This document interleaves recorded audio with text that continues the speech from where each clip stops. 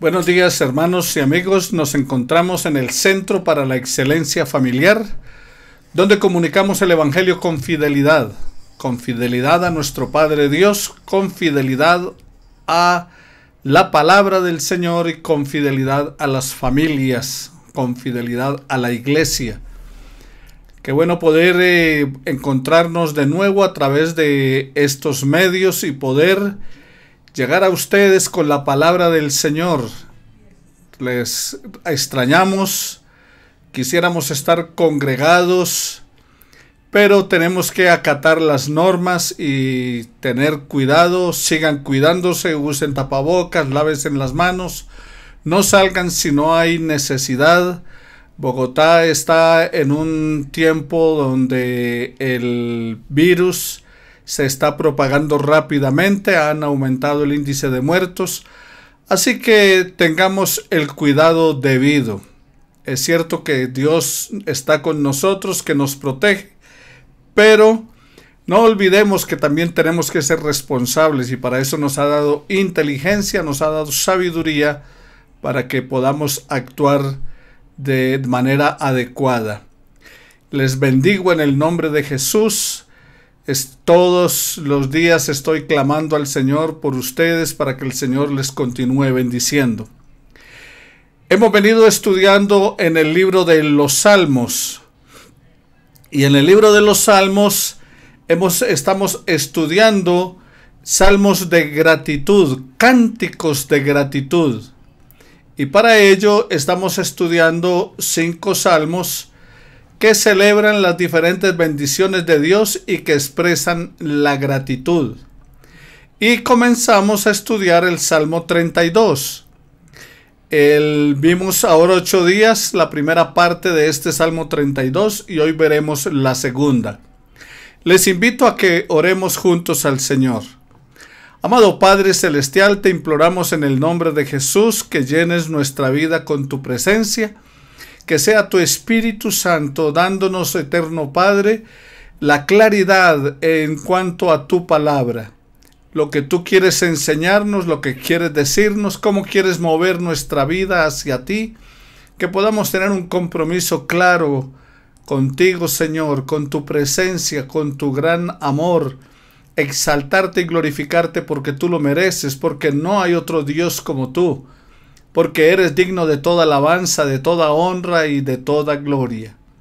Amado Señor, te pedimos en el nombre de Jesús que extiendas tu mano sanadora y divina sobre nuestros hermanos que en este momento tengan problemas de salud. No dejes de bendecirlos, Señor, no dejes de fortalecer sus cuerpos. Entendemos, eterno Padre, que muchos de nosotros, por el avance del tiempo, nuestro cuerpo se va deteriorando día tras día, va perdiendo vitalidad, va perdiendo fuerzas, pero eterno Dios, tu palabra nos dice que los que esperamos en ti, que los que confiamos en ti, tendremos nuevas fuerzas. Danos vigor, Señor, danos nuevas fuerzas a pesar de los años, a pesar de la edad. Permite que tengamos años en calidad de vida. Gracias por todos los años que nos has dado hasta ahora, pero te pedimos que sean con calidad. Te imploramos en el nombre de Jesús que pases tu mano sanadora y divina sobre el cuerpo de Javier Marín, que le sigas fortaleciendo, que sigas, Señor, dándole tranquilidad, descanso espiritual, alivia sus dolores y también, Señor, fortalece la vida de Miriam y de su hija. Guárdales, eterno Padre, en ti y para ti. Tu bendición sea extensiva sobre nuestros hermanos que están pasando dificultades a consecuencia de sus negocios, de no poder continuar con ellos, de los que trabajan de manera independiente. Que tú seas, eterno Dios, abriéndoles puertas que puedan realizar su trabajo y puedan tener ingresos para seguir solventando las necesidades de su familia. Gracias, eterno Dios, mantén la armonía en nuestros hogares, toca también el cuerpo de Dora, dale sanidad, Señor, levántale, eterno Padre, de su virosis y ayúdale a salir adelante. Agradecidos estamos, eterno Padre, del cuidado que tienes para con nosotros Y no solamente te pido por mis hermanos del Centro para la Excelencia Familiar, sino también que hagas extensiva tu bendición a sus familias. En el nombre de Jesús te damos muchas gracias. También, Padre, te pedimos para una bendición especial para William Caicedo y su familia. Ábrele puertas, eterno Dios, en las cotizaciones que ellos han pasado, en los diferentes lugares donde están ofreciendo, Señor, sus servicios, para que tú seas bendiciendo sus vidas y proveyendo de acuerdo a lo que ellos necesitan. En el nombre de Jesús te damos gracias, eterno Dios, por este día y por la oportunidad que nos das de escuchar y meditar en tu palabra. Amén y amén. Bueno, mis queridos hermanos, entonces continuamos estudiando, reflexionando en el Salmo 32. Quiero recordarles a todos ustedes que nos están viendo, que nos están escuchando, que al terminar el estudio del Salmo 32 vendrá un tiempo de alabanza donde glorificaremos el nombre de Dios a través de la música. Y luego vendrá la predicación de la palabra. Así que mantente conectado, no lo pierdas. Recomienda a tu familia, a tus amigos, envíales el mensaje.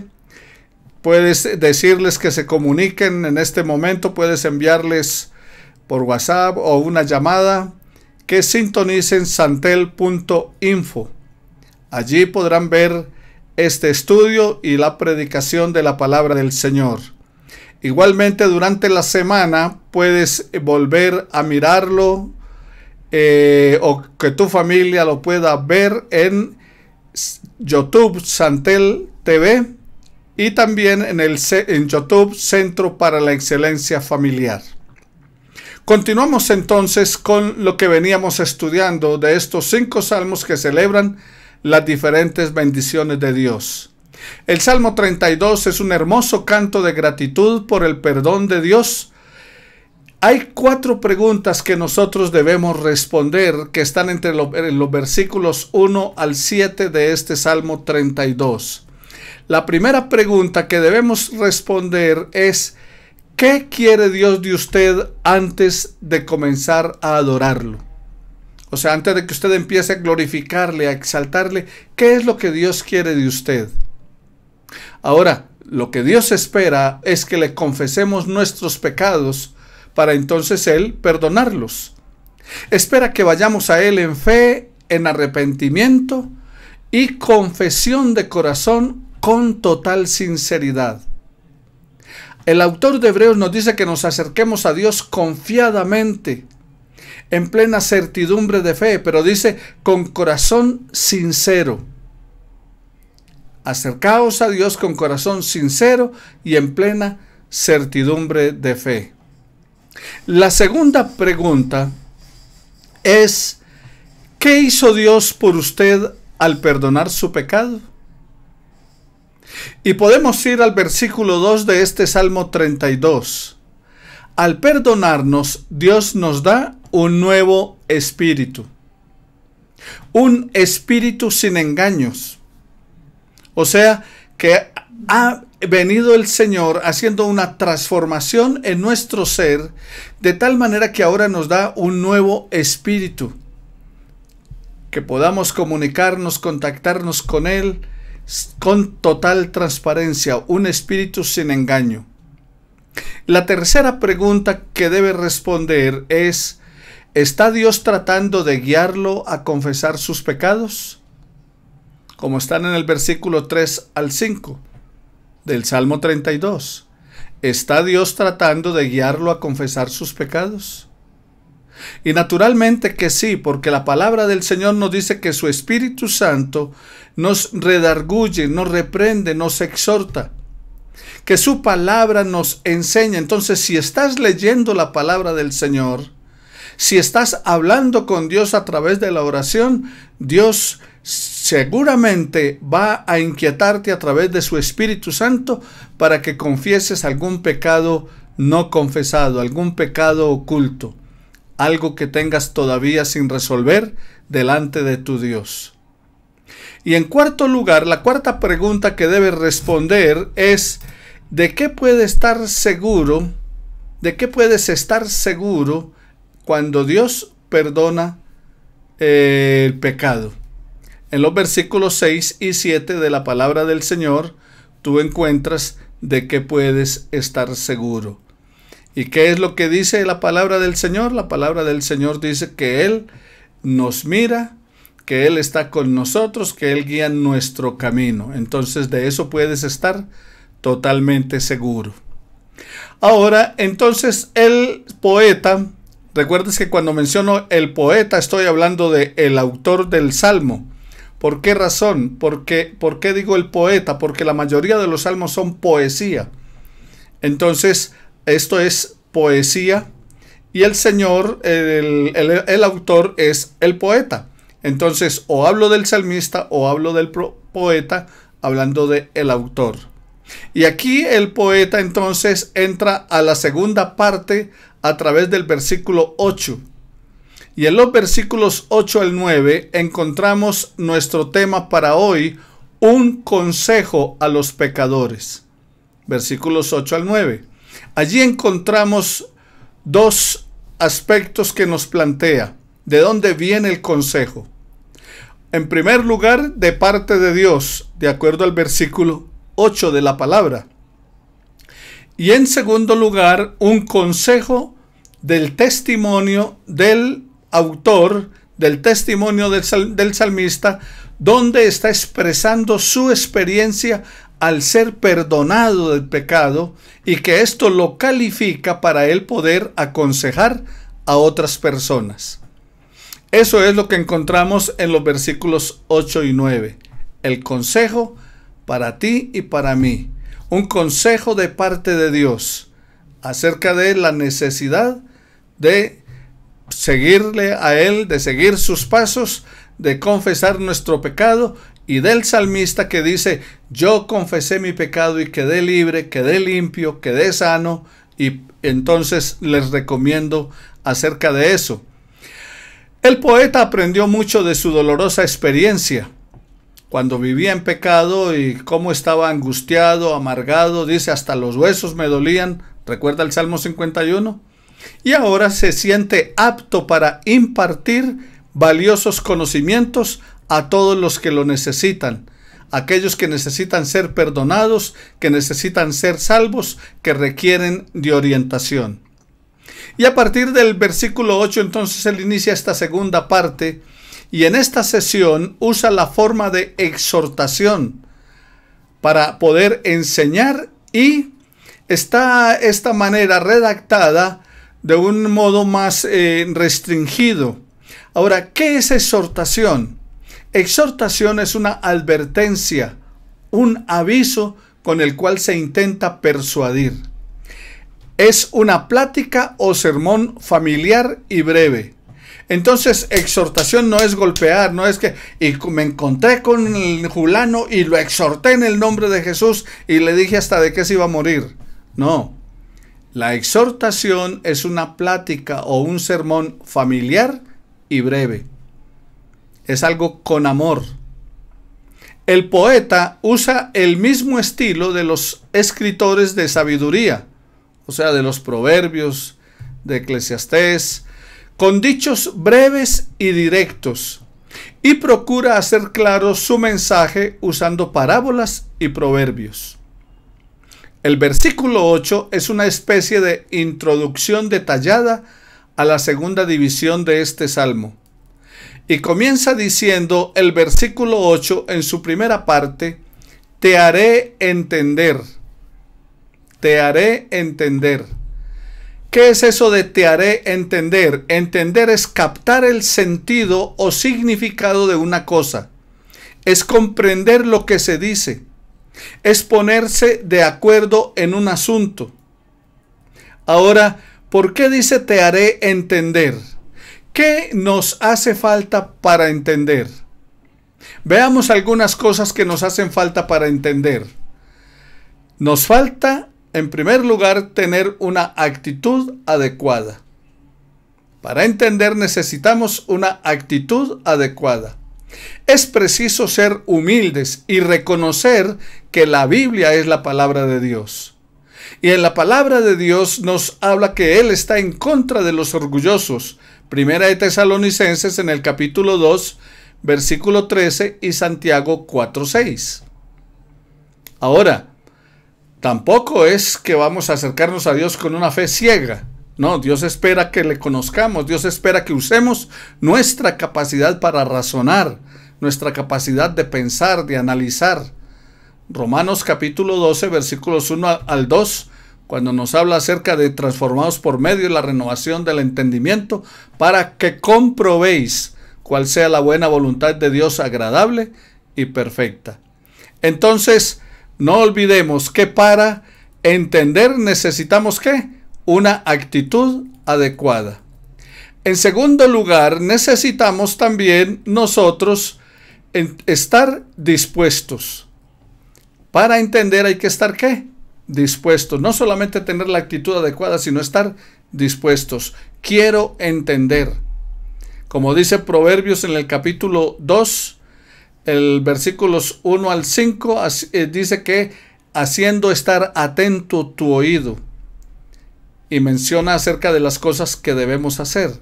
Entonces, ¿qué hay que hacer? Tener atento el oído. Como dijo Jesús, el que tiene oídos para oír, que oiga.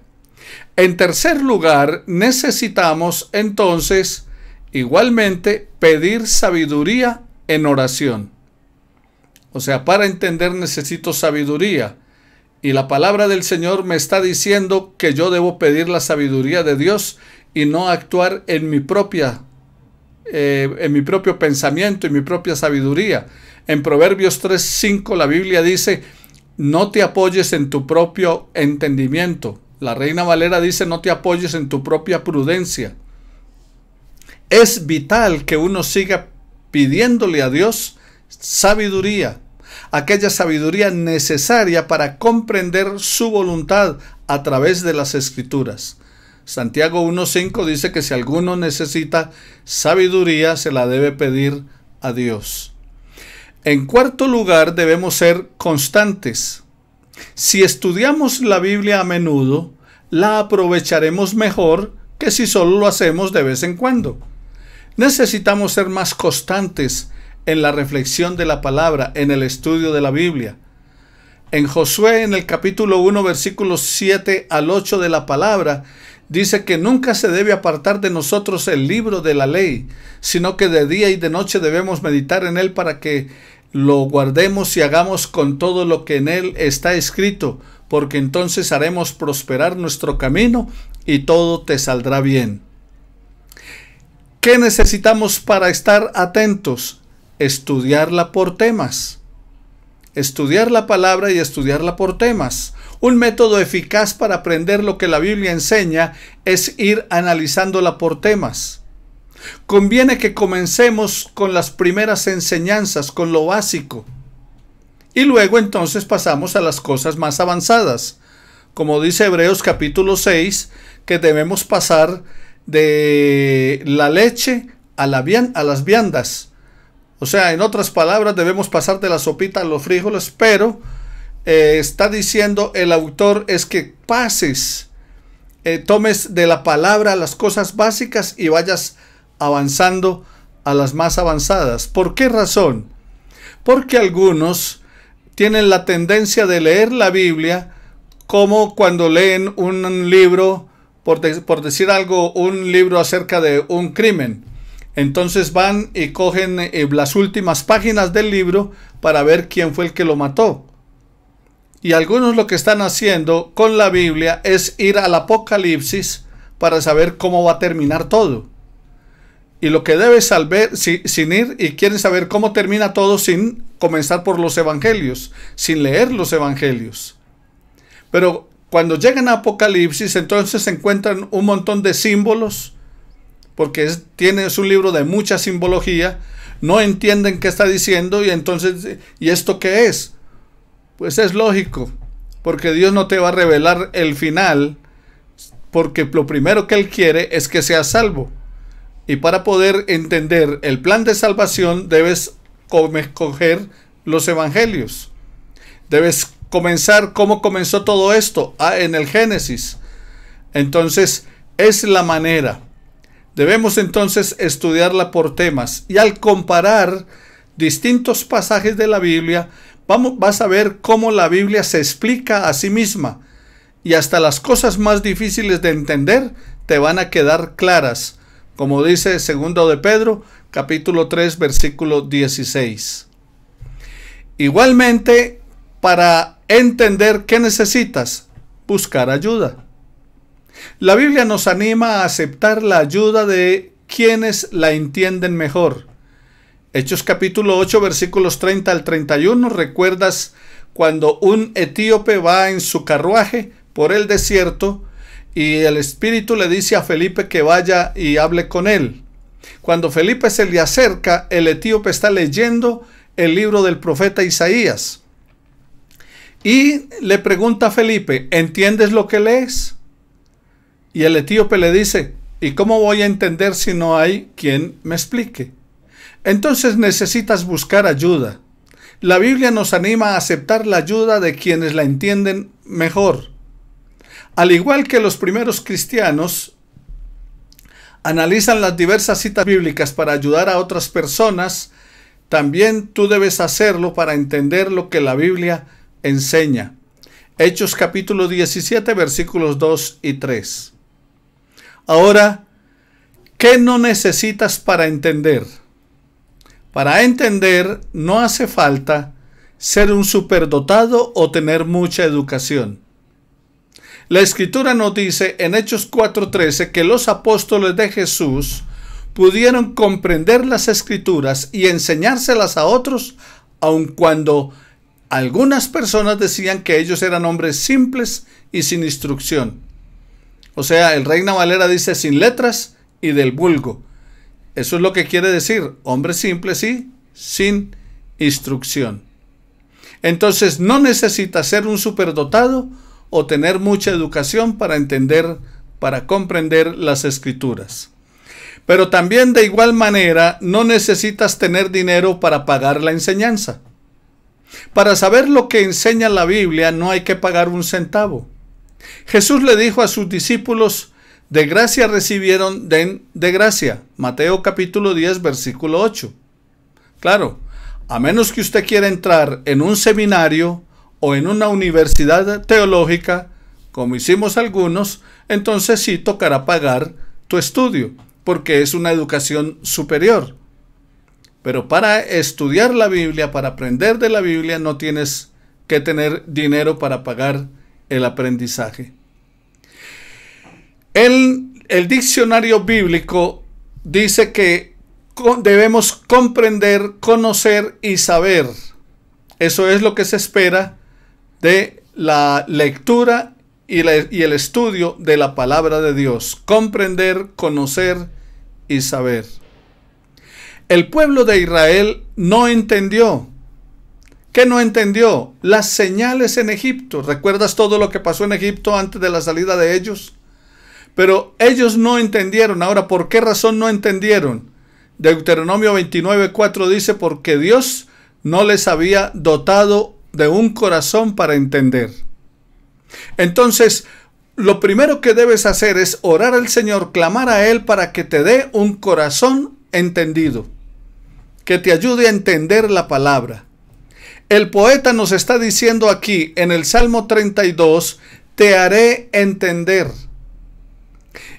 Nehemías, el gobernador de Israel, dice que hay necesidad de hacer entender al pueblo la ley de Dios. En el capítulo 8 de Nehemías, versículo 7. Él afirma la necesidad de que el pueblo entienda la ley de Dios. Y hacían entender al pueblo la ley. Junto con el escriba Esdras, hacían entender al pueblo la ley y le enseñaban a todos, desde los niños hasta los grandes, allí en el capítulo 10. En Job, capítulo 13, versículo 23, pide que le hagan entender su transgresión y su pecado. Eliú, un amigo de Job, le dice que habla con Dios, pero el hombre no entiende. Hablas con Dios, pero el hombre ¿qué? No entiende. capítulo 33, versículo 14 de Job. El poeta reconoce en el Salmo 73, 22 cómo era su situación. Dice, tan torpe era yo que no entendía. Y Dios se está quejando por medio del profeta Isaías en el capítulo 1, versículo 3, diciendo, Israel no entiende, mi pueblo no tiene conocimiento. Por eso el salmista en el Salmo 32 que está diciendo, te haré entender. También tiene una queja contra los pastores. En Isaías 56, 11 dice, los pastores mismos no saben entender. Y hoy, mis hermanos, sí que tenemos cantidad de ellos, de muchos que no saben entender la palabra del Señor, de muchos que están hablando de lo que no entienden, que están hablando de lo que no dicen las Escrituras, que han abandonado el mensaje cristocéntrico, que han abandonado el mensaje de la cruz por hablar de prosperidad, de que todo va a salir bien, que usted es un campeón, que usted es un ganador. Y lo que están haciendo es solamente pura enseñanza de nueva era. Jesús nos advirtió del peligro de no entender. Mateo capítulo 13, versículo 19. Oye la palabra, dice, y no la entiende. Y viene el diablo y se las arrebata. Mateo capítulo 24, versículo 15 y Marcos 3, 14. El que lee, entienda. Hoy tú y yo necesitamos atender el llamado del salmista, porque la advertencia del apóstol Pablo para nosotros es clara en Romanos capítulo 3 versículo 11. No hay quien entienda, no hay quien busque a Dios. Te haré entender. Pero en la segunda parte de ese versículo 8 dice, te enseñaré el camino por el que debes andar. Entonces, ¿qué hace Dios? Nos ayuda a entender y dice, y te enseñaré el camino por el que debes andar. Aquí encontramos tres promesas maravillosas: instrucción, enseñanza y guía. Instrucción, enseñanza y guía. Te enseñaré el camino por el que debes andar. Habacuc capítulo 2 versículos 2 al 3, el profeta dijo, entonces el Señor me respondió y dijo, escribe la visión y grábala en tablas para que corra el que la lea, porque es aún visión para el tiempo señalado. Se apresura hacia el fin y no defraudará. Aunque tarde, espérala. Ciertamente vendrá y no tardará. Si la nube reposa todavía sobre el lugar santo, no hay que mover las tiendas. Número capítulo 9, versículos 15 al 23. ¿Recuerdas que una nube estaba sobre el campamento del pueblo de Israel? Y esa nube significaba que allí estaba la presencia de Dios protegiéndolos a ellos. Entonces, cuando la nube se movía, ellos se movían. Para donde cogía la nube, ellos cogían. Entonces ellos dicen, bueno, si la nube reposa todavía sobre el lugar santo, no hay que mover las tiendas. Si la presencia de Dios está en ti, si la presencia de Dios te guía hacia algún lugar o a hacer algo, entonces ahí sí debes moverte. Déjale a Dios la responsabilidad de allanar tu camino. Si hacemos su voluntad, no estaremos dando vueltas equivocadas como lo hicieron ellos en el desierto. Hermano y amigo querido, lo que hay en la salida de Egipto a la tierra prometida era un viaje corto, pero terminó siendo 40 años de penoso recorrido. ¿Por qué razón? Porque no dejaron que Dios allanara su camino, porque no hicieron su voluntad y terminaron dando vueltas equivocadas. Que no nos pase lo mismo. Dios nos vigila y nos advierte para que no demos la vuelta equivocada, para que no demos pasos en falso. Dice la última parte de ese versículo 8, sobre ti fijaré mis ojos. Significa velar o vigilar para prevenir a una persona de cometer un error o tomar el rumbo equivocado en el camino. Y hay dos corrientes de interpretación en este pasaje. La primera es que Dios es el que está hablando al salmista. Y la segunda, que es el salmista hablando en cumplimiento a la promesa que él hizo en el Salmo 51:13, donde dice: enseñaré a los transgresores su camino. Si bien, mi querido hermano y amigo, el poeta está aquí dando su testimonio y quiere advertir a los demás y a nosotros hoy del peligro del pecado y de sus consecuencias, también Dios nos está diciendo que Él es omnipresente, que está en todos nosotros, que es una realidad. Dice en Proverbios 15:3: en todo lugar están los ojos del Señor, observando a los malos y a los buenos. Y en Salmo 34:15: los ojos del Señor están sobre los justos y sus oídos atentos a su clamor. Para el poeta, los ojos del Señor estaban sobre ellos. Y para ti y para mí todavía es mucho más valioso lo que ocurre ahora. No solamente los ojos del Señor están sobre nosotros. Para la iglesia del Señor, Dios está con nosotros. Él es Emmanuel. Mateo capítulo 28 versículo 20: estaré con ustedes todos los días hasta el fin. En Juan 17:23 Jesús dijo: yo en ellos y tú en mí, para que sean perfeccionados en unidad, para que el mundo sepa que tú me enviaste y que los amaste como me has amado a mí. Yo en ellos, o sea, Cristo en nosotros, como el Padre está en él. Y el apóstol Pablo en 1 Corintios en el capítulo 3 versículo 16 dice: ¿no saben ustedes que son templo de Dios y que el Espíritu de Dios habita en ustedes? O sea, Dios habita en nosotros. No solamente los ojos de Jehová estaban mirando, no era como la nube que estaba por encima. No, ahora Dios está en nosotros, en ti y en mí. Y en el versículo 9 entonces nos hace una advertencia: no sean como el caballo y como el mulo sin entendimiento. Aquí usa otra figura del lenguaje para advertir que a la gente que no se resista a la voluntad de Dios, que no descuide la instrucción de Dios. La figura del caballo representa, recuerda que el caballo es brioso, de ánimo, correlón, representa con fuerza. La figura del caballo representa a la persona salvaje por naturaleza, incontrolable, que no está dispuesto a obedecer, que coge para donde quiere. Y la figura del mulo se caracteriza por su terquedad. De allí el refrán que dicen: es más terco que una mula. Entonces, aquí se está aplicando la frase sin entendimiento para ambos animales. O sea, ¿qué nos dice? No seamos sin entendimiento, no seamos como los animales, que solamente son manejados con cabestro y con freno, o sea, con las riendas. Así se controlan los animales, pero nosotros debemos ser movidos por amor.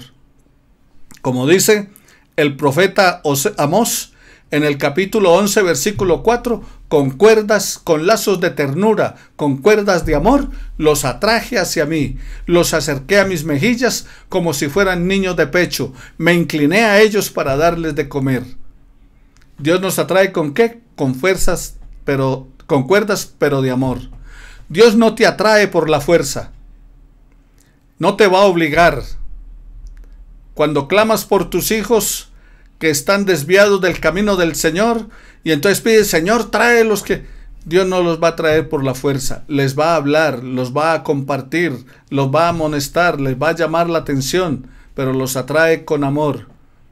La persona tiene que decidir, porque Dios no atrae por fuerza. Dios no hace tampoco trueque contigo para que le sigas. No está haciendo intercambio. Dios no aplica contigo la técnica de Pavlov. Pavlov era un psicólogo y psiquiatra que se escribe acerca de los perritos de Pavlov, donde él habla de estímulo y respuesta, o sea, diciendo que al perro le dan una galleta y el perro hace lo que el amo quiere. Y entonces que así a las personas se les estimula y ellas reaccionan de la misma manera que los animales. Pero Dios no aplica esa técnica con nosotros. No es que Dios te da una bendición para que le sigas. No es que Dios te da algo para que entonces lo busques. No, debes buscarlo porque Él simplemente te está llamando al arrepentimiento. El animal es gobernado, guiado y detenido por el cabestro, no a su voluntad. Nosotros somos guiados por el Espíritu de Dios con libre albedrío. El animal no tiene voluntad, tú sí la tienes. Eres libre y en esa libertad la puedes escoger para seguir a Dios o para rechazarle. El salmista sabe que una persona se sujeta al gobierno de Dios por sumisión gozosa y dispuesta, no por fuerza. Eso también debes aplicarlo en el hogar. Es que la mujer debe estar sometida, sujeta a su marido. Pero recuerda, ¿es sumisión qué? Gozosa y dispuesta, no por fuerza. A las personas no se les puede conducir o mantener en el servicio a Dios mediante el garrote o cualquier otro tipo de fuerza física.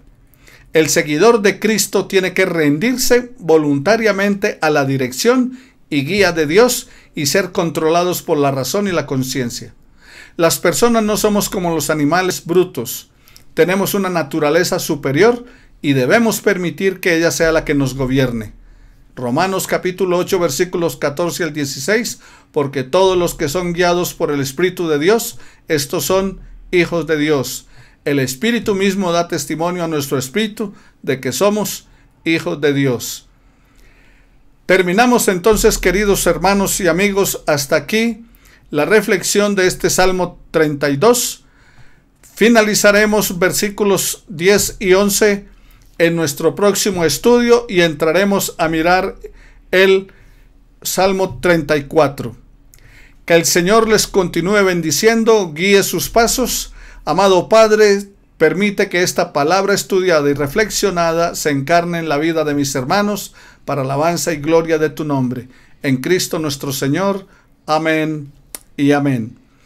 Continúa entonces escuchando las alabanzas y luego la predicación de la palabra del Señor. Que Él te continúe bendiciendo.